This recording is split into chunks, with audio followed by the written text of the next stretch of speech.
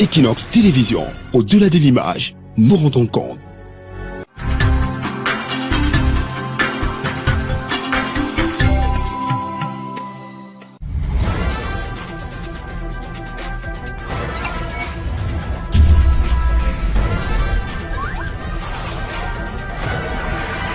Equinox Télévision, au-delà de l'image, nous rendons compte.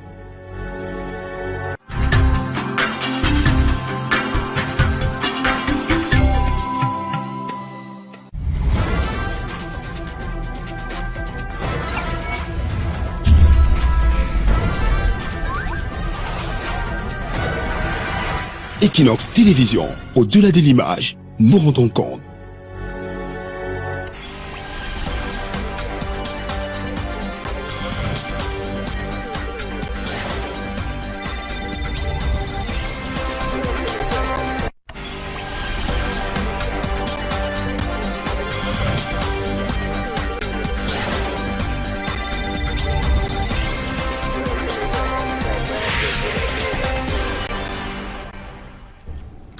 Bonsoir à tous, bienvenue sur le plateau Equinox Soir. Je suis Serge Alain Autou pour le décryptage quotidien de l'actualité. Après Federica Mogherini, la haute représentante de l'Union européenne, le 5 mars dernier, c'est au tour du Parlement européen de s'intéresser à la situation politique et sécuritaire post-électorale et même dans les régions anglophones du Cameroun. Ainsi, l'institution constate pour le condamné que l'élection du 7 octobre dernier était entachée d'irrégularités et le résultat a été manipulé, s'appuyant ainsi sur le rapport du département d'État américain qui, à la suite, et ici également la suite, avec l'arrestation de Maurice Kamto et 200 autres personnes qui se trouvent aujourd'hui dans les prisons centrales et principal de Yaoundé, le Parlement européen demande au gouvernement camerounais la libération immédiate. Pour ce qui est de la situation dans les régions nord-ouest et sud-ouest en conflit, le Parlement européen déplore la violence et la discrimination à l'encontre de la communauté anglophone, tout en priant le gouvernement camerounais de coopérer avec les Nations Unies. Le Parlement européen profite de cette occasion pour demander la dépénalisation de l'homosexualité et garantir aux organisations de la société civile LGBT un espace leur permettant de mener leurs activités en toute sécurité. Situation politique et sécuritaire. Le Parlement européen épingle le Cameroun. Madame, Monsieur, c'est le fait du jour.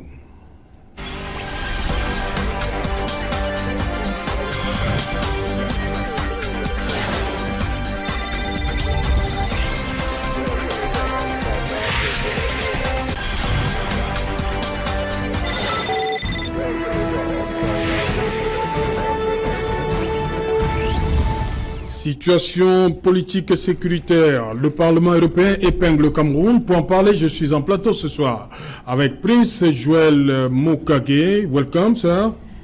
Thank you very much for having me, Serge Alain Autou. It is another privilege that I'm here on the Equinox platform to analyze situations that are ongoing in the country and without the country. Ok, bienvenue une fois de plus sur le plateau. À côté de vous, Charles Elisan. Bonsoir Charles. Bonsoir Serge Alain, bonsoir à tous les compagnonnistes et bonsoir à tous les Camerounais qui nous suivent ce soir. Voilà, je rappelle que Prince, vous êtes journaliste. C'est bien cela? I'm a journalist actually, Serge, and we follow these events on day to day, and the topic you've invited me to analyze today is a topic that I actually did a report personally on it. It means I have an insight. On the topic. Bien sûr, bien sûr. Et Charles Eli, c'est le Rassemblement démocratique du peuple camerounais. CPDM sur ce plateau. Voilà. Bonsoir Kaminele. Bonsoir Serge Alain Autou, bonsoir co-panélistes, journalistes et militants des partis d'opposition, militants du RDPC, militants du MRC. C'est un plaisir, bien entendu, renouvelé de me retrouver sur ce prestigieux plateau. Voilà. Kaminele, journaliste d'investigation. À côté de vous, Alexis Ngepi Kemfa. Alexis Jordan Ngepi Kemfa. C'est bien cela? Oui, c'est bien cela, Serge. Bienvenue sur le plateau. Bonsoir à tous et à mes voisins qui sont là. On espère qu'on aura un très bon débat ce soir. Voilà, Alexis qui représente ici le MRC. Vous avez parcouru cette sortie du Parlement européen. Quelle impression, quelle analyse, quels sont les premiers commentaires que vous pouvez faire? Bon, il est clair que le Parlement européen n'a que fait que dire ou bien redire ce que le MRC dit depuis longtemps. Oui. C'est-à-dire qu'ils ont mis le doigt là où ça fait mal. Ils ont clairement condamné l'attitude. Le doigt où ça fait mal. Oui. Ils ont clairement condamné l'attitude du gouvernement camerounais, de ceux qui ont en charge de la gestion de l'État du Cameroun. Déjà qu'ils ont proposé, ils ont fait des propositions fortes dans lesquelles ils demandent qu'il y ait un dialogue inclusif pour la crise anglophone. Et il faut même par là rappeler que hier, le président du MRC, le professeur Maurice Kamto, a déjà fait une annonce en parlant de la DDR, oui, qui est la démobilisation et le désarmement et la réinsertion. Donc c'était en outre, cela faisait en outre partie des propositions qu'il a fait et que le Parlement est revenu dessus.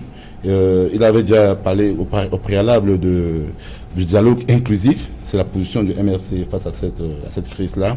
Donc, il est temps que l'État du Cameroun, ceux qui ont en charge la gestion de l'État du Cameroun, prennent à cœur le problème des Camerounais et qu'on essaye de résoudre cette crise-là, okay, que les gens arrêtent de faire de la politique politicienne et en pensant que... Non, on est sur... Oui, c'est sûr, parce que... Regardez cette sortie du Parlement européen. Oui, c'est ça ma question. Oui, c'est clair qu'ils ont mis le doigt là, ça fait mal et nous ne pouvons que demander que l'État du Cameroun... Vous dites que ça rejoint vos positions. Oui, ça rejoint nos positions. Ok, Prince Mukage, you have read this report.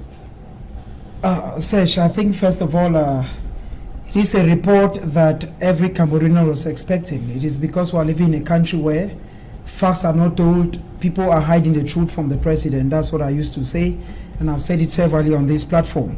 You know, this report is coming from an external parliament. It's not even from the Cameroon's parliament. Oui. That is why one of civil society activists wrote Among d'Avenir by Philippe Nanga. Oui, Philippe Nanga, he condemned the fact that we cannot be in a parliament where they go around town discussing issues. For instance, in the last parliament, they brought up a bill where they were talking about the salaries of councillors, that is regional councillors, still to be voted. Whereas they were thinking that we have pressing issues in the country. A lot of people have been arrested, Maurice Kamto plus other Cameroonians, because Maurice Kamto is not alone. Maurice Kamto has been arrested alongside all other opposition parties, and they are already in prison. So we are thinking that our Cameroonian parliament should discuss things that touch the people on the day-to-day basis. The Cameroonian parliament should spend time discussing issues that affect the people, because we have the impression that these people go to Yaoundé and they are discussing things that do not touch the people. If not, the Anglophone crisis is ongoing now for more than 3 years. It started in October 2016. 2016 years. So if the parliament looked at this issue, we will not be where we are today. And if Maurice Kamto was not arrested and kept in prison, we will not be saying what we are saying today. So first of all, my analysis I did say is the fact that an external parliament should not come out to say what touches us. It is our affair. It touches us more than them. Why should they come and even write a report before we even react? Okay. This is not the first time. We have even seen the African Union that came out recently and condemned the fact that people are being arrested arbitrarily and sent to prison. Okay. It is high time that we review the legal system and the parliamentary system of our country. Kamine, un autre rapport qui, on va le dire comme ça, épingle le Cameroun. Oui, un autre rapport qui épingle le Cameroun à la suite de beaucoup d'autres rapports. Oui. Mais moi, ce que je veux dire, je suis parfois sidéré par le point de vue de certains hommes politiques ou de certains militants politiques qui boivent ces rapports venus d'extérieur comme du petit lait. Parce qu'ils estiment que voilà une occasion de plus de mettre le Cameroun et ses gouvernants face à ses responsabilités. C'est vrai que dans ce pays, il y a des choses qui ne vont pas au rythme voulu. C'est vrai que ce gouvernement lui-même donne toujours l'impression de gérer l'éternité. C'est-à-dire que les problèmes même les plus pressants, parfois, il les laisse traîner et finalement, il commence à pourrir et ça devient tout un problème. Je parle par exemple de l'arrestation de M. Kamto et de ses militants. Moi, je pense qu'au moment où on les a arrêtés, on aurait pu non seulement donner la possibilité à la justice de régler rapidement ce problème et qu'on passe à autre chose. Mais ça fait presque 3 mois maintenant qu'ils sont incarcérés et le problème ne fait que pourrir et donne l'occasion à n'importe qui de dire ce qu'il a à dire. Parce que quand moi je vois, je lis ce rapport, je l'ai lu en diagonale très rapidement tout à l'heure, et j'ai l'impression que c'est plutôt une leçon qu'on est en train de donner au Cameroun. On demande au Cameroun de refaire toutes ces lois et de faire ce que eux ils estiment être la loi. Parce que quand je vois que dans ce rapport, on demande à l'État du Cameroun de décriminaliser l'homosexualité, on ne voit pas le rapport qu'il y a entre l'arrestation de M. Kamto et la crise anglophone. Donc nous nous trouvons dans une situation où nous avons face à nous des gens qui sont incapables de donner des leçons au Maroc, aux Arabes ou à la Corée, mais c'est toujours à l'Afrique, c'est toujours au Cameroun. Je dis que notre système judiciaire est perfectible. Nous avons des problèmes que nous devons résoudre à temps, pas contre-temps. Mais je pense que c'est cette mauvaise façon de ne pas utiliser le bon timing qui donne maintenant les tricks. C'est-à-dire que le Cameroun donne lui-même le fouet. Il donne le fouet à tous ceux qui bastonnent. Ok. Charles Lisan, votre impression, vous avez parcouru ce rapport? Oui, je l'ai même avec moi. Ah, vous l'avez avec vous? Oui, je l'ai. Je l'ai lu, je l'ai relu, j'ai relu. Ma première impression, c'est que j'ai éclaté les rires. Pourquoi? Parce que c'est le Parlement de l'Union européenne qui écrit à un État souverain. C'est une incongruité. La deuxième chose, c'est que j'ai lu là, c'est au-delà de M. Maurice Kamto, qui semble être ici aujourd'hui le sujet principal. Il y a beaucoup, entre guillemets, permettez-moi le terme, de bêtises qui se sont glissées. Quand il y a la crise dans les régions nord-ouest et sud-ouest aussi. Oui, ça c'est pour saupoudrer le message essentiel qu'il voulait envoyer. Pourquoi ce rapport sort immédiatement après l'interdiction par l'État du Cameroun d'une femme, on ne sait même pas, Ed Johnson, qui devait arriver ici, envoyé par l'UNESCO pour venir parler aux enfants. En fait, ce que moi je retiens de ce rapport, c'est que ce rapport viole catégoriquement notre intégrité, notre souveraineté, parce que ce rapport demande à nos forces de défense de ne plus protéger l'inviolabilité de notre constitution. Ce rapport demande à l'État du Cameroun de permettre que le LGBT, qu'on appelle lesbienne, gay, bisexuel, transsexuel, soit, c'est-à-dire qu'ils fassent ce qu'ils veulent dans ce pays. Ce rapport demande à l'État du Cameroun d'avoir un dialogue inclusif. Ce rapport demande au président de la République de libérer immédiatement M. Maurice Kamto. Et vers la fin, ce même rapport pris. On finit de demander, on finit de donner des ordres, après on pas dit pris. Donc je l'ai lu et mon premier avis c'est que je reste dubitatif, j'ai ri et nous allons entrer dans le fond de ce que je pense sincèrement de cette géopolitique internationale entre l'Union européenne et l'Afrique, entre l'Union européenne et le Cameroun. Ok, Alexis Nkepi, à suivre Charles Ely, vous qui avez également parcouru ce rapport, il y a un peu de tout. Convenez avec nous.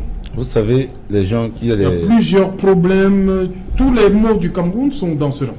Bien sûr, ils ont mis le doigt là, ça fait mal. Oui. Ils ont déjà dénoncé l'arrestation arbitraire du professeur Kamto et des sympathisants du MRC. Et déjà, ils ont clairement dit que c'était des prisonniers politiques. Et ils ont aussi clairement fait ça dans le rapport que ils ne pouvaient pas être jugés au tribunal militaire comme cela se passe actuellement. Puisque les civils ne doivent pas être jugés. Oui, donc je comprends très bien mon copanliste du RDPC, il donne la position du RDPC sur cela, quand nous comprenons que le RDPC n'est pas prêt à résoudre cette crise, parce que quand nous entendons parler, on se dit waouh.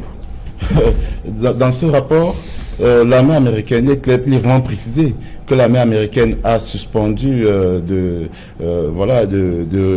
sa coopération militaire parce qu'ils ont estimé que l'État du Cameroun violait certaines choses, c'est-à-dire que les populations étaient marginalisées, les droits élémentaires de population au nord, ouest et au sud-ouest n'étaient pas pris vraiment en compte. Et même dans ce rapport, ils disent clairement qu'ils vont demander aux États membres de l'Union européenne de revoir la position de l'Union européenne sur les accords d'armement avec le Cameroun. c'est-à-dire que la partie militaire camerounaise, c'est que la coopération militaire au Cameroun doit être revue. Donc, lorsque le RDPC se met à critiquer un tel rapport, c'est parce que ce rapport montre clairement la malgouvernance du RDPC. Ça montre qu'il ne gère pas bien ce pays. Et il faut être clair que la crise au nord, même si elles ne veulent pas le dire, c'est clair que le RDPC est à l'origine de cette crise. Ils sont là depuis, le RDPC c'est depuis 87, mais on ne doit pas oublier que le RDPC n'est que la continuité de l'UNC, qui est là depuis 1960. Donc, c'est ce régime-là. 66.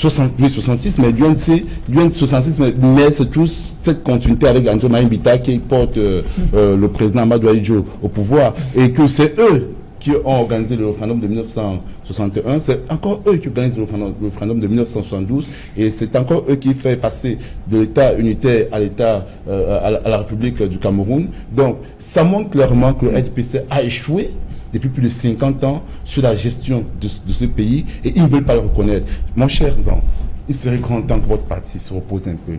Vous avez tellement volé, vous avez tellement géré ce pays, que vous devez laisser ceux qui ont la capacité de gérer ce pays, comme le MRC, de le faire. Ok. J'ai pris une note, monsieur Nguema. Kaminele. Non, je ne peux ne pas réagir. Manifester. Non, c'est-à-dire que vraiment, j'ai du mal à contenir mon inconfort après les propos de mon voisin du MRC qui veut faire de ce sujet éminemment important, un conflit ou bien une discussion, ou bien une partie de ping-pong entre les RDPC et le MRC. C'est l'éducation. Nous ne sommes pas là pour cela. Mais pourquoi Serge Jean Léotour, vous avez posé une question. Quelle est leur position? Qu'est-ce qu'ils pensent de ce rapport, de cette partie, de ce rapport qui parle de la décriminalisation de l'homosexualité? Donc, que l'État doit permettre l'homosexualité. Qu'est-ce qu'ils pensent de ce rapport? Quand ce rapport dit que, par exemple, raconte un gros mensonge en disant que la peine de mort a été abolie au Cameroun en 1997. Non, je suis désolé, c'est en 1987. La dernière exécution publique a été faite ici à Douala en 1987 au Carrefour des Billes. Il s'agissait de l'exécution de Njomz et Oumbe, les assassins de la famille Mpondo. Donc, moi, quand ce rapport-là, qui se veut être précis, affiche autant d'inexactitudes, c'est assez grave. Quand ce rapport parle... Camille, est-ce que toutes les exécutions sont publiques? Oui, au Cameroun. Mais malheureusement... Après Njomz et Oumbe, il n'y a pas eu... Il n'y en a plus jamais eu.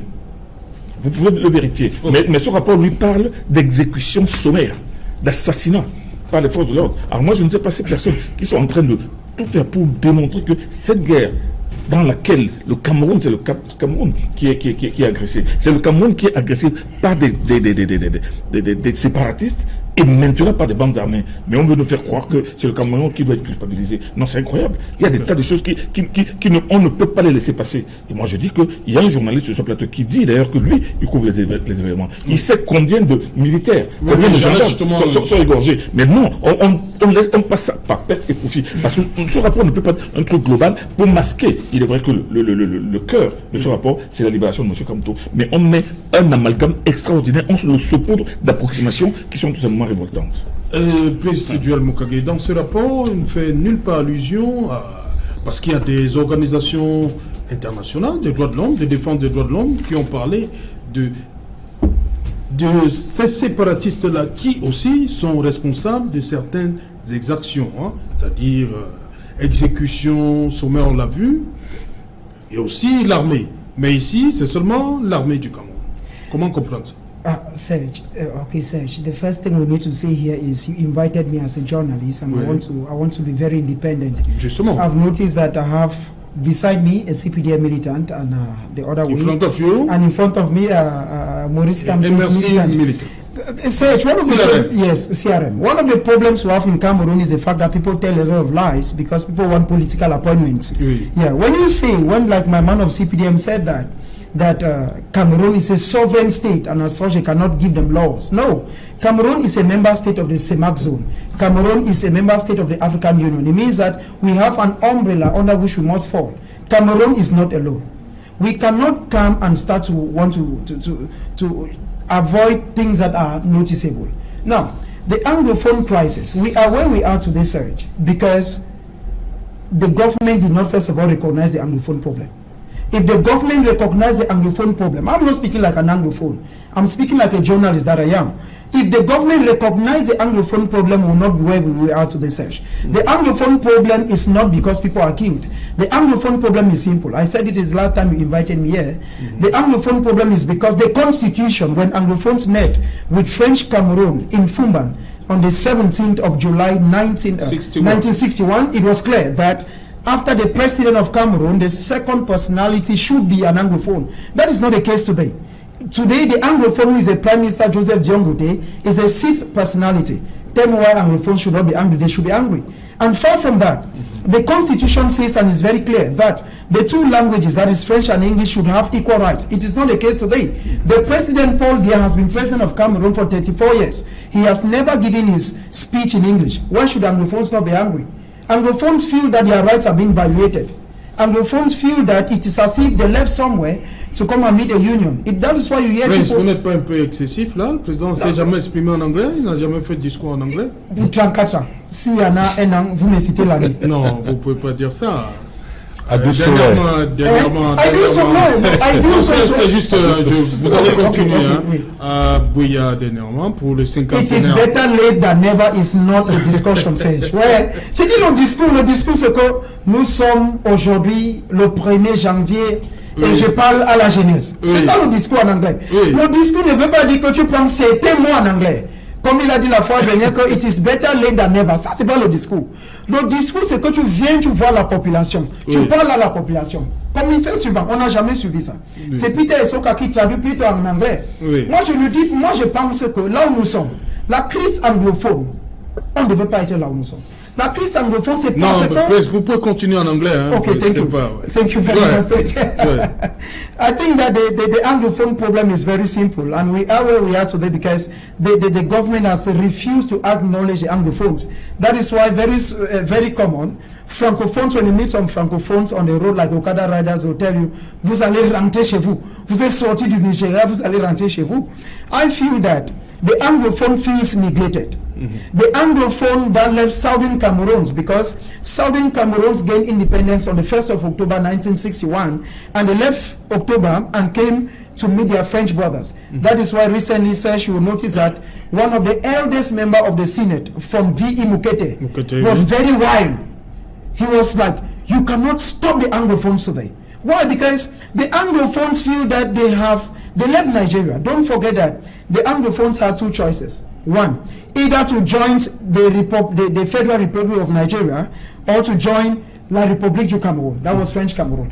They decided to join their borders of French Cameroon.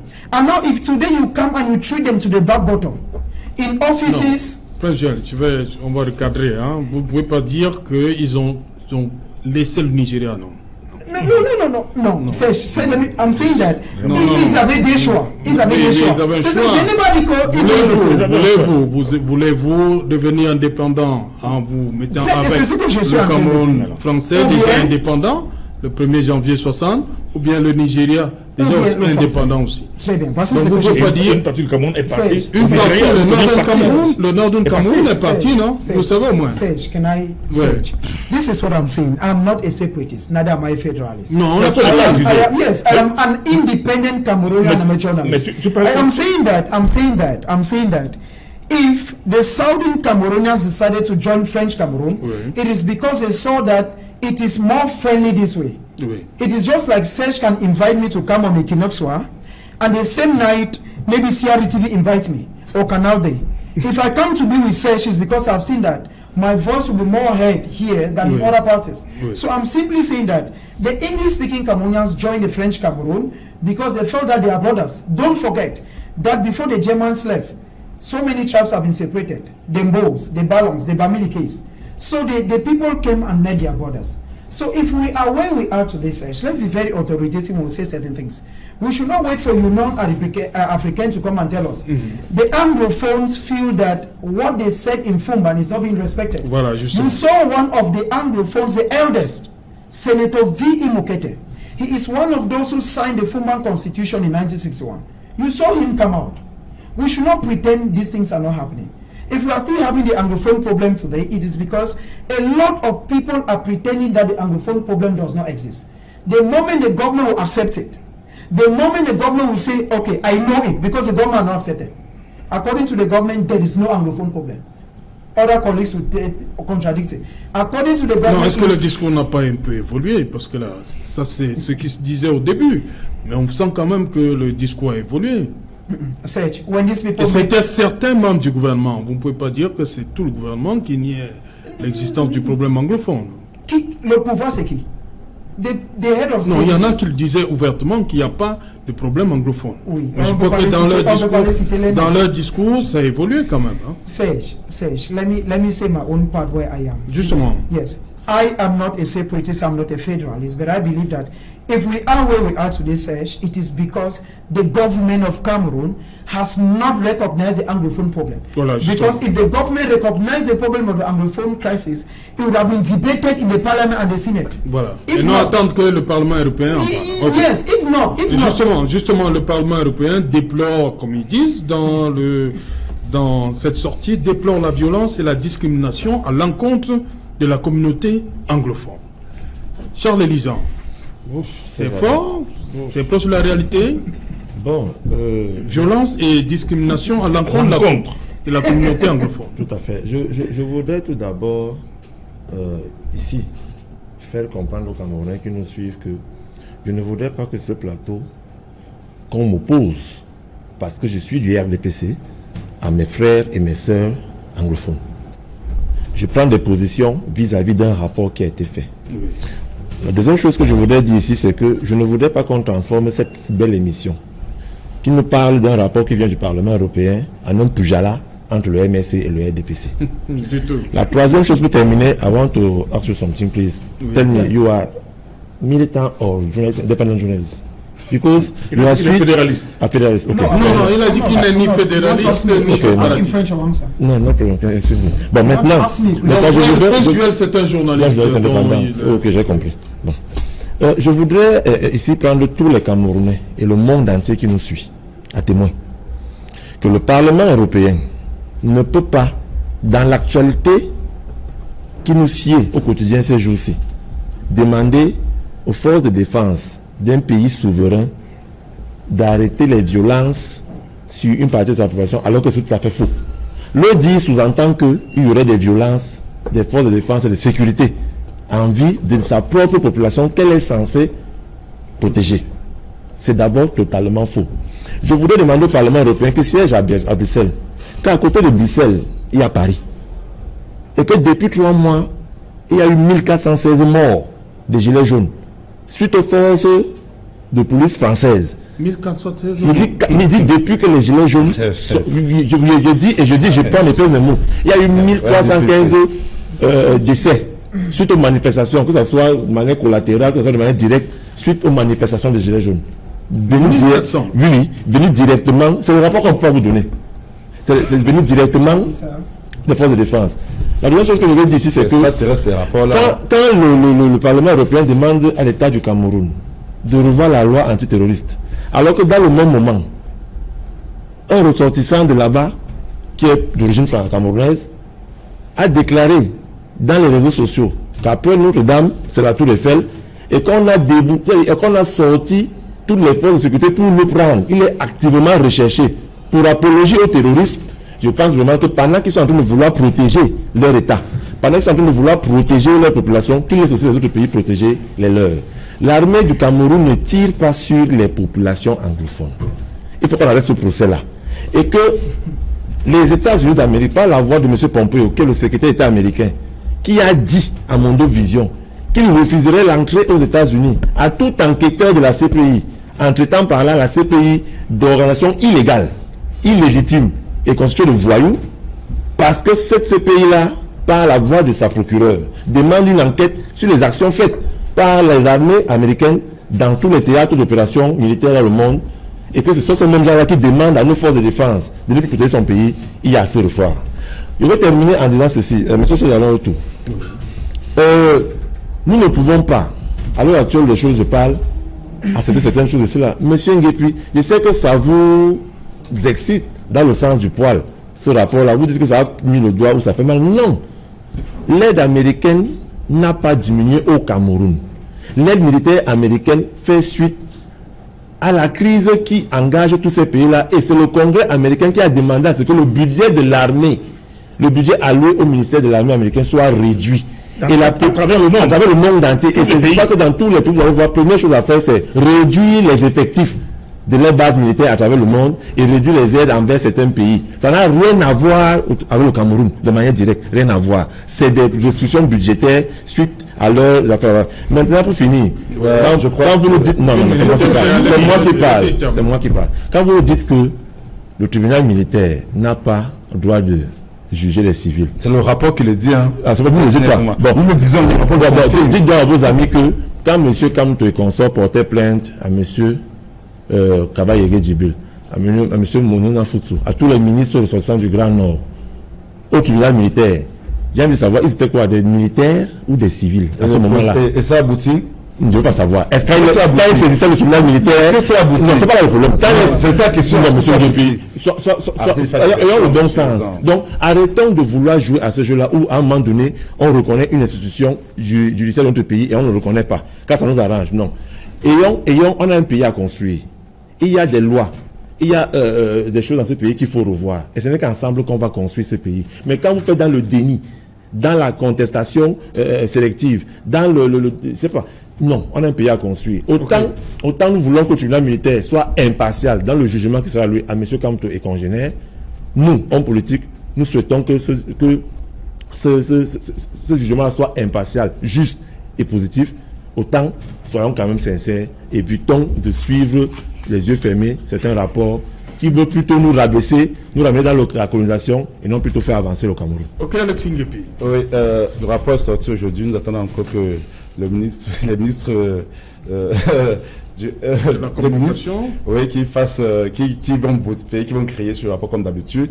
D'abord, je tiens à dire quelque chose. Hein. Non, le Cameroun, aucun ministre va vous citer. Non, c'est leur éducation. C'est comme ça qu'ils sont. C'est leur éducation. Quand les ministres vont donner le compte rapport en parenthèse. Mais je vais dire quelque chose. Le Cameroun reste un et indivisible. Justement. Il faut que les gens le sachent très bien. Tout à fait. Maintenant, du fait que le Cameroun reste un et indivisible ne veut pas dire qu'on ne doit pas dire ce qui, dénoncer ce qui se passe dans ce pays. Oui. Tout d'abord, je tiens à faire savoir que le RDPC ne doit pas croire que l'armée camerounaise l'appartient. Parce que sur les plateaux, bien ici, on a l'impression qu'il veut donner des éloges à l'armée camerounaise. L'armée camerounaise est républicaine, nous le savons tous. L'armée camerounaise défend les territoires, l'intégrité du territoire camerounais. Oui. Cette armée-là ne défend pas un roi ou un président. Cette armée défend le roi qui est le Cameroun, le peuple camerounais. Cette armée est du côté du peuple camerounais. Cependant, nous disons, lorsqu'il y a des brebis galeuses au sein de cette armée qui vont commettre des exactions, qui vont faire des choses qui ne sont pas normales, en tant que Camerounais, faisant partie de ce peuple-là, nous avons le droit de dénoncer, de dire que l'armée doit non seulement se professionnaliser de plus en plus, mais elle doit également regarder ce pan-là de ces personnes qui ont tendance à salir l'image de l'armée camerounaise. Si ceux qui sont du camp d'en face veulent faire comme si le fait de dénoncer veut dire que nous ne souhaitons pas la baisse sur n'importe quoi, c'est pas vrai. Et je tiens aussi à rappeler que ceux qui, comme on l'a fait savoir, ceux qui pensent qu'au Cameroun, il n'y a pas eu de morts, effectivement, au nord-ouest, au nord, il y a eu des morts. D'abord, je vais faire un petit rétropédalage. Maître Doki et M. Ndjamen et d'autres militants ont reçu des balles parce qu'ils manifestaient. Ils ont reçu des balles. Ils ont reçu des balles. Si ces hommes politiques qui sont connus reçoivent des balles en plein jour, combien de fois pour ceux qui sont dans le noir, au nord-ouest et au sud-ouest? C'est ça qu'on s'interroge. Le rapport donne des positions claires et il donne des pistes de solutions pour la résolution de la crise anglophone. Je crois en tant que Camerounais, nous ferons mieux de l'analyser et de se dire comment allons-nous faire pour améliorer les choses au niveau du Cameroun. Et face à la crise anglophone, le MRC l'a clairement dit, un dialogue inclusif. Le président du MRC, Louis Kamto, l'a redit hier, la DDR. Il l'a bien redit. Et la libération des prisonniers politiques. Parce que le rapport demande cela. Vous savez, monsieur Jean, ce qui se passe, c'est les États-Unis. refusent que les enquêteurs de la CPJ entrent dans leur territoire parce qu'ils n'ont pas signé cette convention-là. Mais le problème du Cameroun, c'est lequel? C'est qu'au Cameroun, vous signez des accords, vous signez des conventions internationales et vous refusez de les appliquer. Un État est grand quand il respecte ses propres lois. Si vous dites... Un homme politique est grand qui respecte la constitution de son pays. La constitution de son pays dit que ne marche pas, il ne marche pas. C'est là où un homme politique. C'est ça le vrai homme politique. Commencez par dire ça à votre président. Nous sommes passés... Dites-le à votre président qui est en prison. Je vais chuter. C'est l'heure du journal. Cédric Nouffelet, bonsoir. Bonsoir Serge Alain, bonsoir à vos invités. Le 20h dans un instant, Cédric, au menu. Ce soir, nous parlerons de ces missives du Parlement européen contre le gouvernement de la République du Cameroun, une série de critiques sur la gestion de la crise anglophone. Le Parlement européen menace de saisir le Conseil de sécurité des Nations Unies si un dialogue n'est pas organisé dans les tout prochains mois, et il interpelle également le gouvernement camerounais sur la situation de Maurice Kamto et d'autres civils qui, selon le Parlement européen, sont détenus pour des raisons politiques. Nous en parlerons dans le journal de 20h ce soir. Serge Alain. Autre sujet brûlant d'actualité, c'est la visite de Vera Songwe, qui est la secrétaire exécutive de la Commission économique des Nations Unies pour l'Afrique, au moment où le continent africain se dirige vers une zone de libre-échange continentale. Le Cameroun traîne encore les pieds pour ratifier cet accord. Elle vient mener un plaidoyer dans ce sens. Quels sont les enjeux économiques de pouvoir intégrer une telle zone de libre-échange au moment où le Cameroun fait face à une balance commerciale de plus en plus déficitaire? Nous en parlerons dans le chapitre économique du 20h. Et nous évoquerons cette affaire concernant cette école qui a été fermée durant les 2 premiers jours de la rentrée du 3e trimestre. Elle est aujourd'hui ouverte et pour autant, un autre scandale a été découvert par nos reporters. Nous en parlerons ce soir. Serge Alain. Voilà, merci Cédric Nouffelet. Le 20h, c'est dans un instant. Comme je l'ai dit, vous allez donc développer pour nous tous ces titres. Quant à moi, je vous retrouve après pour Equinox Soir, deuxième partie, le temps du débrief, toujours en compagnie de nos 4 invités. Place tout de suite, madame, monsieur. Retour sur le plateau Equinox Soir, toujours en compagnie de nos invités. Il y a Charles Elisan, Prince Joël Makogué, Alexis Ngepi et Camille Nélé. Camille Nélé, vous avez vu, on a tous vu cet élément qui nous vient de la région de l'Est, la profanation des tombes. La profanation des tombes, c'est un sujet qui est éminemment préoccupant. Et moi, j'ai l'impression que nos autorités judiciaires ne vont pas assez loin dans la recherche de la compréhension de ce phénomène qui ne date pas d'aujourd'hui. Ce phénomène, on en parle souvent, quand les journalistes évoquent, qui parlent de trafic d'ossements humains. Trafic d'ossements humains. Pour faire quoi avec des ossements humains? Ça rapporte là, ça devait leur rapporter 10 millions. Non, c'est ce qu'ils disent, que ça devait leur rapporter 10 millions. Vous pensez qu'un os humain a plus de valeur qu'un os de poisson? J'ai entendu un charlatan hier dire dans une télévision que les os humains contiennent il appelle ça quoi, il a parlé d'une substance qu'on met dans les vernis à ongles des femmes. Ça, c'est des histoires dormir debout. C'est une histoire qui est juste bonne pour des délinquants primaires assoiffés d'argent. En 1997, il y a une affaire terrible qui a bouleversé tout le Cameroun avec un petit enfant de 11 ans qui s'appelait Niobé. S'il était vivant aujourd'hui, il en aurait 32, qui a été décapité par un Nigérian du côté du village, tout simplement parce qu'il a eu quelqu'un qui lui a dit que apporte-moi un crâne humain et je vais te donner 3 millions de francs.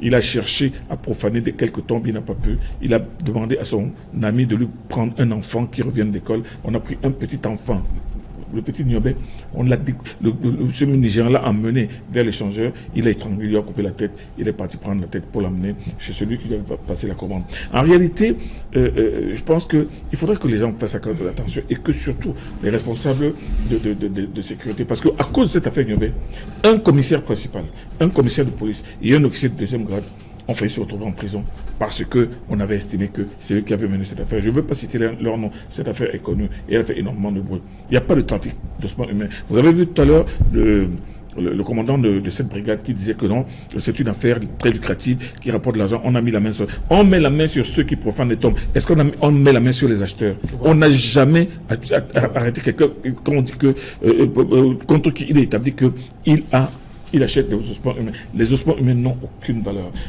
Je ne sais pas pourquoi. C'est une histoire, moi je dis même que c'est une histoire qui a été inventée de but en blanc par des indicateurs de la police qui organisent non seulement une infraction et qui organisent le flagrant délit. C'est-à-dire qu'ils vont voir quelqu'un, ils disent qu'il y a quelqu'un qui achète des ossements humains, va chercher, je t'amène. Pendant ce temps, ils vont trouver la police. Il y a quelqu'un qui vend des ossements humains. Donnez-moi quelqu'un. On va, le type, pendant qu'il voit quelqu'un venir, il a l'impression que ce monsieur va acheter les ossements humains, on le prend. Vous avez vu tout à l'heure, on a demandé à ce profanateur, qui t'a mis ça, qui t'a mis dans cette affaire? Il dit que c'est tel, il est où? Il est en fuite. Parce qu'en réalité, c'était certainement un indicateur de la gendarmerie. C'est une affaire qui a fait énormément de mal à de pauvres airs qui n'ont pas d'argent mais qui se retrouvent englués dans une affaire. Donc, on en parle comme d'un phénomène, mais en réalité, si on veut comprendre et si on veut cesser de prendre les Camerounais pour des gogos, qu'on nous arrête quelqu'un qui achète des ossements humains à 10 millions de francs, et à ce moment-là, on comprendra ce qu'il fait avec 10 millions de francs. Ok, Alexis Ngepi, comment comprendre que on sait que les morts, c'est sacré quand même?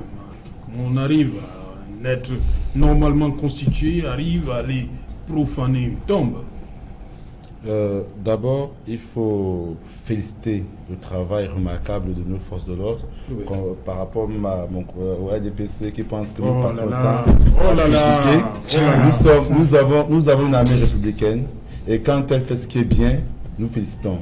Nos forces de l'ordre, parce que la gendarmerie, elle a fait un travail remarquable, oui, et il faut encourager, il faut féliciter cela et dire que voilà le type de choses que nous souhaitons que l'armée puisse faire, au lieu qu'on prend certaines personnes de la sécurité comme la police pour aller empêcher des manifestations, que de faire cela, ils pouvaient être reconvertis dans ce travail. Mais je ne veux pas non plus stigmatiser une communauté ou bien les ressortissants d'un pays. Tout à l'heure, non, ma question n'est pas encore là. Comment on arrive, comment un homme qui est normalement constitué arrive à aller creuser une tombe? J'arrive. Voilà. Je veux dire, la communauté nigérienne qui vit au Cameroun, il ne faut pas qu'on prononce trop le nom d'une communauté. Hein. Ça peut engendrer. On peut tout à fait. Ça peut engendrer un peu dans l'arrière-pensée. Mais vous parlez d'une affaire qui s'est passée en 1997. S'il vous plaît. Tout à l'heure, on n'a pas des Centrafricains, des Camerounais qui étaient là. Dans le reportage. Donc, je veux qu'on comprenne que ça pourrait encourager un peu plus rappel à la xénophobie. Et il faut commencer de faire ça. Mais ce qui se passe par rapport aux ossements humains, c'est quelque chose de regrettable, de condamnable. Il faut comprendre que la société c'est une perdition et il faut que l'État puisse mieux légiférer, que l'État puisse mieux encadrer et que les forces de l'ordre qui font ce travail remarquable là continuent à faire ce travail, qui aille jusqu'au bout. Parce que tout à l'heure, mon collègue l'a signalé. Oui, il a signalé tout à l'heure qu'on n'allait pas jusqu'au bout. Donc il faut que les gens aillent jusqu'au bout, que les responsabilités soient clairement définies, qu'on ne fasse plus des faits d'annonce qu'on a fait tels qui profanaient, mais contre aussi les responsables, les commanditaires. Mais je dis, il faut vraiment féliciter ce que les forces de l'ordre ont fait et dire bravo, mais peut mieux faire. Ils devraient chercher à aller jusqu'au bout. Ok. Et Prince Joel, c'est toujours l'appât du gain qui pousse un être humain à aller s'exercer dans ce type d'activité-là? Parce que celui qui parlait là, il paraît qu'on lui a promis 2 millions. Il devrait avoir 10 millions, selon ce Non, il y a un là, 2 millions. Un qui a 2 millions, mais au bout de la chaîne, le magot c'était 10 millions. Serge, the issue is, this is not the first... facile, c'est facile. C'est ça. It is, Serge, it is not the first time we're coming across issues like this. Recently, I did a report where a lady was with a boyfriend on social media in Senegal, and the lady told the boyfriend she's pregnant, and as such the boyfriend said, okay, how, when is the child ready? She said, no, not long from now.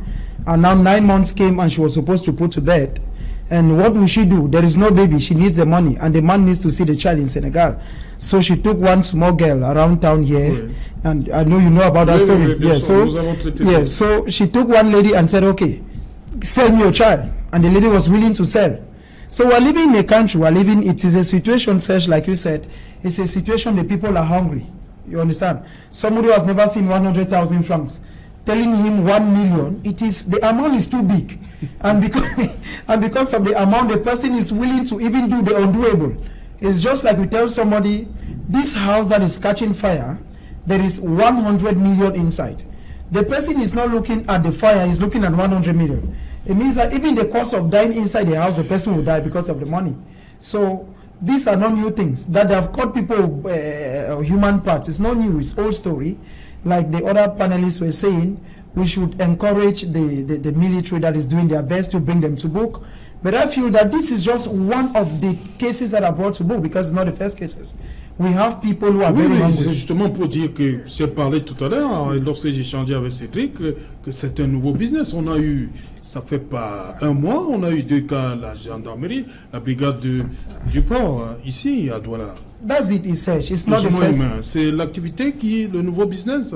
Yes, it is a case. The problem is the amount. The problem is the amount. You know, like I was saying just now, Serge, when you pick, for instance, you pick somebody who is used to 50,000 francs in salary. You pick somebody, for instance, somebody is just 50,000 in salary, and you tell the person, if you are able to bring me the head of a human being, I will give you 5 million. The amount is big. It is frightening. You know, I'm living in a country where the economic crisis is not too good. It means that money is not easy to come by. People see 1 million francs, 500,000 francs, and 200,000 francs like so much amount. And when you promise somebody 1 million, 2 million, 3 million, the person is willing and ready to do the undoable. So like you just said, Serge, this is just one of the things that are brought to book, and we are not putting our arms down. We feel that if the police force goes into further research, they are going to come out with other events that will shock Cameroonians. Recently, I did a research in Suza here, where somebody was caught up with human bones that were that was kept. You know about research; it's not new. So, like you said, it is a new business. It is a new business, and what is attracting the people into the business is the amount. Okay. So much so that they are willing to take the risk. It's just like somebody watch me on TV. I will tell the person, if you can give me the head of that man, I'll give you 20 million. The person does not want to look at the dangers. The person does not want to look at the after effect. That is, see on my trap. Voilà. If they catch me, what comes after me? Ils disent souvent que c'est les malchanceux qu'on a. 20 million is enough. Oui. Je vais faire. Si on m'arrête, c'est bon. Ouais, c'est que c'était pas mon jour. Charles Lisan, on parle de la pauvreté. La pauvreté peut amener beaucoup à faire l'inimaginable. Oui, selon le Joël. Oui, bon, mais permettez-moi d'abord... Et surtout le montant, il dit que ça aguiche. Permettez-moi d'abord en une seconde de passer un message. J'ai reçu lors du journal un coup de fil des jeunes de Douala 2e qui nous font comprendre qu'ils risqueraient d'avoir, entre guillemets, un autre scandale du côté de l'école publique Nouvelle-Bassar. Il se pourrait que la directrice aurait pris des enfants, les a mis dans 3 bus pour une destination inconnue. Il est 21h moins, les parents n'ont pas revu les enfants depuis le matin. L'école est envahie par les parents qui veulent comprendre où sont passés les enfants. Le téléphone de la directrice ne passe plus. Est-ce que celles des autorités qui nous suivent actuellement peuvent y faire tout? Moi, en tout cas, mon rôle de leader d'opinion, j'irai là-bas après l'émission. Maintenant, pour revenir au sujet qui nous préoccupe, Serge, la part du gain facile, c'est pour le jeune. C'est pour l'individu qu'on envoie déterrer. Celui qui va tuer, celui qui va décapiter, comme l'a dit mon père. Mais maintenant, au-delà de celui qui va le faire, il y a celui qui est en haut, le patron, qui fournit les moyens nécessaires pour que cela se passe. En clair, c'est qu'on arrivait à une société où il y a eu une désacralisation des tabous et une démystification des interdits. Vous savez, nous les Africains, il y a des choses qui nous font peur. La mort, un décès. Quand vous avez des gens qui entrent dans un hôpital et agressent les malades, quand vous avez des gens qui entrent dans une église, on a braqué dans l'église, quand vous avez des gens qui vont au cimetière déterrer les morts, vous savez qu'à cette époque, même quand on disait que quelqu'un est mort, vous restez un peu à distance, vous aviez peur ça. On n'a plus peur de rien parce qu'on a envie d'avoir de l'argent. Moi, je prends deux raisons pour cette histoire. La première raison, c'est que ceux qui ont l'argent sont dans des pratiques occultes. Les hommes politiques, les hommes d'affaires, les stars qui veulent toujours pérenniser leur top niveau de vie. Et il y a des pratiques qui font en sorte qu'il faut que vous soyez au contact des choses interdites. Il faut que vous buviez de l'eau dans un crâne humain.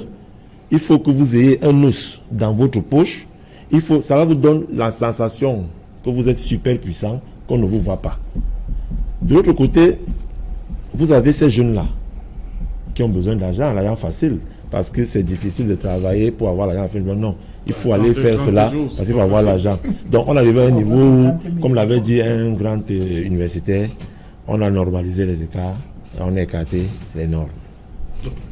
Alexis Nguepi. Oui, c'est bien ce que vient de dire M. Zdan. Pour une fois, il a fait une analyse froide de la situation et nous, on doit reconnaître que pourquoi est-ce qu'on arrive à ça, et ça renvoie encore social. Et je parlais de la pauvreté et aussi les montants qui riches. Le social, c'est là où on dit, tout à l'heure, il a parlé de la grille salariale en passant, c'est pour dire que l'État, ceux qui ont en charge la gestion de l'État, n'ont pas vraiment pris à cœur l'aspect social. Attendre 30 jours pour être payé, c'est...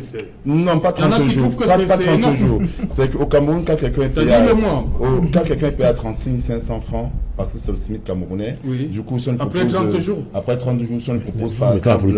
Si on lui propose 1 million de CRS, 2 millions pour dire amène-moi donc, ça ne va pas exclure, ça ne va pas empêcher. Hein, mais il faut quand même que l'État revoie, regarde encore sur le social, ce qu'il peut faire, afin de minimiser cela. Quand le social n'est pas vraiment pris en compte par la politique, par l'État du Cameroun, ceux qui ont en charge de la gestion de l'État, on n'est pas loin de ce genre de phénomène. Je ne dis pas que ailleurs ça se passe ailleurs, mais au Cameroun, on a l'impression que c'est devenu monnaie courante, qu'on ait ce genre de faits divers tous les jours, et les gens n'expliquent toujours pas la pauvreté. Donc l'État a donc pour rôle principal d'améliorer les conditions de vie des citoyens. Parce que ces gens tout à l'heure qu'on a montré sur le reportage, on se rend compte que c'est des personnes démunies, extrêmement démunies, parce que ce sont même des chômeurs, des personnes qui n'ont pas d'emploi, qui ne peuvent pas vivre décemment. Donc, si l'État africain aussi. Oui, bien sûr. Si l'État peut améliorer la condition de vie des travailleurs et la masse salariale, c'est-à-dire que le salaire des Camerounais, je pense qu'on pourra, ce phénomène pourra ne plus exister, mais au moins pourra être réduit. Donc, nous appelons donc ceux-là à prendre leurs responsabilités et à prendre à cœur le social. Monsieur Nguepi, ce n'est pas l'État.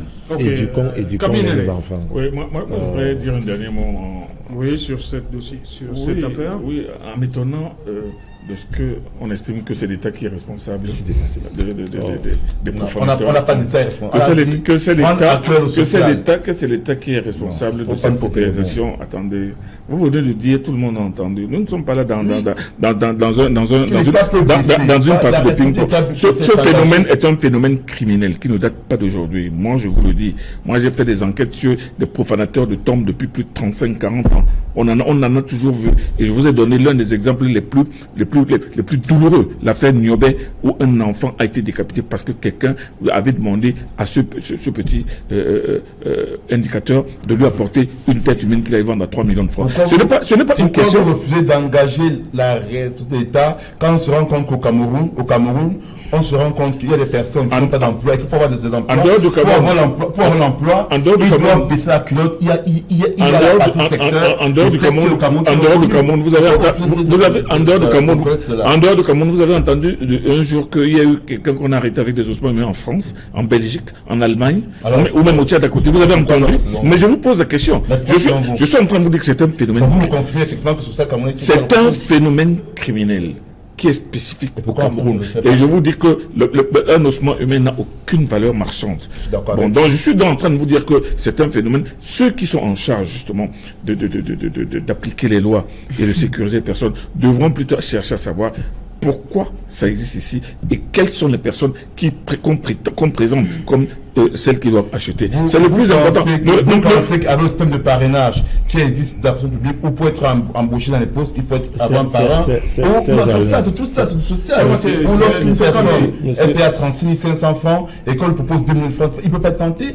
On demande que si vous rehaussez le salaire des Camerounais, ça pourra réduire, pas arrêter. Ok, on vous a suivi, Alexis. Permettez Camille Nelly de terminer son point. C'est pour ça que je suis en train de dire, je conclue en disant que cette affaire de profanation de tombes, parce que tous ces malheureux qu'on arrête, quand au moment on les arrête, vous entendez les journalistes qui parlent trafiquant d'ossements humains. Mais en réalité, quand ils se retrouvent devant les tribunaux et quand on les juge, ils sont pleins dans les prisons, aussi bien à New-York qu'à Conakry, qu'un peu partout. On les condamne sur la base de la profanation de sépultures. Il faudrait qu'on arrête un peu cette espèce de mystère qui est autour de cette activité, qui en réalité n'existe pas. Vous comprenez? Donc, moi je pense qu'il est du devoir des journalistes justement d'éclairer la population et ne pas transposer les problèmes sur un sentier politicien ou politico ou quoi que ce soit. Donc, voici une affaire triste, trouble, où on voit des gens brandir des ossements humains. Ces ossements qui sont sortis de ces sacs ont appartenu à des personnes qui marchaient comme vous et moi. Mais c'est tout simplement malheureux. Donc c'est un phénomène criminel qu'il appartient, mais non responsable, de combattre de façon conséquente. Bien sûr. Serge, I think that you invited us to analyze things, but I'm shocked. I feel that I'm faced with us politicians. I'm faced with many people who want to sell their images. I think that one of the major problems we have in the country, Cameroon, is because the government is not proactive. Proactive is if people go to the extent, like he was saying, if people, like he said, in the days back when we were children, when I was a child, when they said our neighbor had died, it took us even 2 days to come out of the house. We were afraid.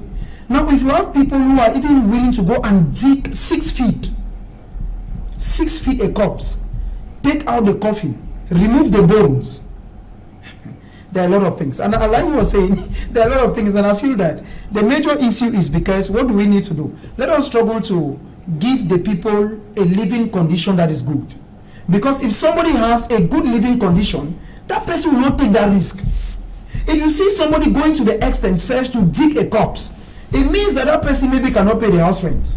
It means that maybe that person cannot pay the child's school fees. It means that that person cannot get a daily bread that is good. We know Cameroonians who cannot even afford 5,000 francs a day. We know people who cannot buy a cube of Maggi. We know people who cannot buy a tablet of Savon that is 350 francs. Now, when you have someone who cannot buy a tablet of Savon for 350 francs, and they come and tell him, you say, voici 2 millions. That 2 million is... Well, the amount is enough. So the major issue, like he was saying, I'm not a politician. I've said it and I'm saying it again. But I have the impression that I'm in close of me politicians. And even my senior colleague who is a journalist, when I follow his analysis, I have the impression that he's struggling to buy himself something. I don't know. But I feel that if the conditions were good, because the problem is the conditions. If the conditions were favorable, it's very simple, Serge. If somebody comes today to tell Serge, okay, you are working in Equinox, I want to take you to another media house. Now, what may attract you to the media house should be the salary. It means that you have already, first of all, looked at what you're taking in Equinox, and then you compare to what you're going to with the working conditions. If a Cameroonian should go to the extent, we have seen people who have kidnapped children going to school, kill them. Why? Because when they look at their conditions, their living conditions, that's what you should say here, Serge. We should first of all struggle to redress. I'm not blaming the government, but I feel that we should struggle to address the living conditions of the local people. Because when you have villages where people cannot buy Maggi for 25 francs, when you have conditions where people cannot buy Savon for 350 francs and wash their dresses, and then you come and you tell him, you say, if you can give me the head, you can give me the finger of one person, I'll give you 3 million. Why should he not, Papa? He should preferably, because at times they say that it is better to get the rich. It is better to get rich trying or to die poor. It means that these people, they struggle to get rich, even if they are killed in the process, rather than dying a poor man. So what I'm still saying is this, Edge, let us struggle to redo the system. Okay. Let us struggle to give living conditions to people that will be comfortable. I'm not blaming the government, but I feel that if the people are satisfied, they will not venture into things like this, because those who come to propose those amounts are already satisfied. Like they will say, we should not look at those who send them. Those who send them are already satisfied. Serge cannot give me 5 million when he does not have 8 million. It means that you're already rich. No. The problem now is me. If you come and give me 5 million and then I say no, this 5 million I have 100,000. Why should I fall into 5 million sharp when I'm okay 100,000? So let us struggle to redo the system. Let us struggle to look at where the people are living, the living conditions, so much such that things like this, we should not come back again here to say it because it is a daily event. Don't be sure that we may be saying it again next Charlie, 30 secondes, on est parti pour terminer l'émission. Oui, en 30 secondes, je voudrais qu'on arrête un peu de prendre pour responsable l'État, pour tous nos torts, pour tous nos tares. Parce que je ne comprends pas comment est-ce que un jeune puisse prendre 2 millions pour aller déterrer les cadavres, pour aller les vendre. Je ne comprends pas comment est-ce que quelqu'un va prendre de l'argent pour tuer une autre personne pour aller vendre son crâne. Alors quand on dit toujours que l'enfer c'est les autres, c'est un problème d'éducation. Remettons en cause la matrice sociale de notre société. Vous allez remarquer que la majorité des utilisateurs, vous allez remarquer que la majorité des utilisateurs des crânes, des os, c'est les compatriotes, pas les compatriotes, c'est nos frères et sœurs qui viennent des régions de l'Ouest. Parce que là-bas, c'est aussi un problème de culture, région de l'Ouest africaine. Laissez-moi parler. Non, laissez-moi c'est pas possible. Une communauté. Laissez-moi parler. Laissez-moi écoutez-moi pour me comprendre, pour me répondre. Quand dit l'Ouest africain, vous avez là-bas des pratiques, entre guillemets, peut-être occultes. On appelle peut-être le vaudou. Il y a des pratiques là-bas qui mettent l'individu au contact direct avec certaines choses que chez nous, dans notre culture, nous trouvons des répulsants. Je prends un exemple. Moi, le Biti, quand j'entends le culte des crânes, chez mes frères Bamileke, je me pose des questions. Mais chez le Bamileke, c'est normal qu'ils soient en relation avec... Nous allons pas... Laissez-moi parler, monsieur. C'est l'aspect sociologique de la compréhension de la chose. C'est-à-dire, vous verrez... Non, mais là, on déterre, ce n'est pas des fins commerciales. Non, à des fins culturelles, on peut le comprendre. Oui. C'est un problème de culture. Maintenant, chez nous, quand les gens les prennent maintenant pour les vendre, on ne peut pas comprendre qu'on puisse déterrer un crâne. D'autres peuvent le déterrer parce qu'ils ont une relation traditionnelle, une relation ancestrale avec les aïeux qui leur permet de pérenniser leur tradition. Et ça, c'est la culture, c'est bon pour le vécu camerounais. Deuxième chose, c'est que d'autres le font à des fins lucratives. C'est-à-dire, nous, on ne pourra pas comprendre qu'un individu puisse zigouiller notre personne pour prendre ses ossements et aller les vendre. Non. Et quelle que soit la raison, je dis bien quelle que soit la raison qui pousse un individu à prendre les os et aller les vendre, il n'y a aucune raison qui pourrait incriminer qui que ce soit.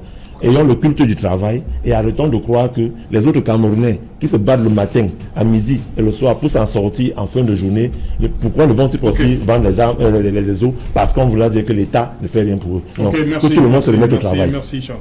Merci à vous d'être venus.